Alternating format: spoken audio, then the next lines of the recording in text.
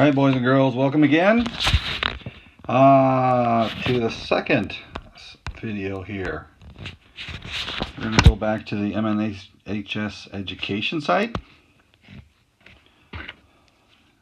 Chapter 4, the Early Dakota, and we're going to talk about a subject you will remember from studying the Dakota. You might want to turn your screen here on this one so you can see it. Sorry about that. I don't understand why it does it, but it does it this way. So, yeah, if you can turn your screen so you can read along with me, that would be great. What we're going to talk about here is human capital and the Ojibwe.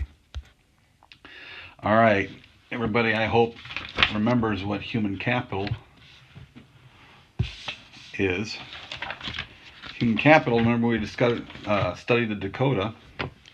Human capital is the knowledge and skills people have that increase their ability to earn income. You remember the Dakota did not use money the way we use money, the early Dakota, excuse me. So the early Ojibwe are the same way. They didn't use money like we did, but they still earned income, okay? And they needed human capital to increase that income. So today I want to talk to you about is what are you really good at doing?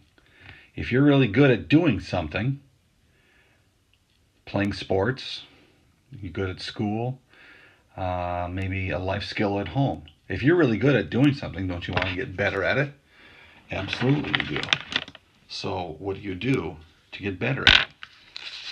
Well, you practice that skill, just like the Dakota and Ojibwe did. They wanted to practice their skills so they can get better and they can increase their human capital. They can increase their skills and their knowledge so they could earn more income, not in the form of money, but in the form of maybe increase their hunting skills so they could earn more income in the form of getting more animals so they could share these animals not only with their family but their neighbors too. So human capital in the Ojibwe. As you've learned in Chapter 3, human capital is an economic term we use today to describe the skills and the abilities people use to help them earn more income, like the Dakota hundreds of years ago. The Ojibwe of centuries past did not pay one another money wages, just like we just talked about. They did, however, develop their human capital in order to become more successful in their seasonal work. So Ojibwe girls helped their mothers grow corn and make clothing from animal hides. Okay? Girls learned these skills at a young age, and by the time they became adults, they were ready to provide for their families and communities.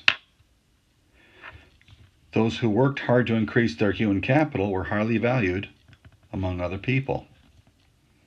You're good at making clothing from animal hides, people are going to like you.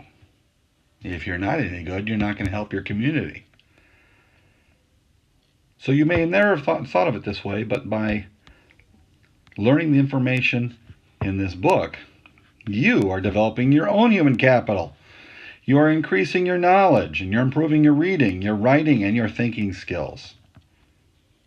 And as you continue on the path toward earning a high school diploma, you will acquire more skills that will help you increase your earning potential. So how else do you develop your human capital? So I'd like you to think about that if you could. And while you are, I want to go ahead and tell you at the end of this video there will be some questions for you to take a look at. All right? So thank you very much.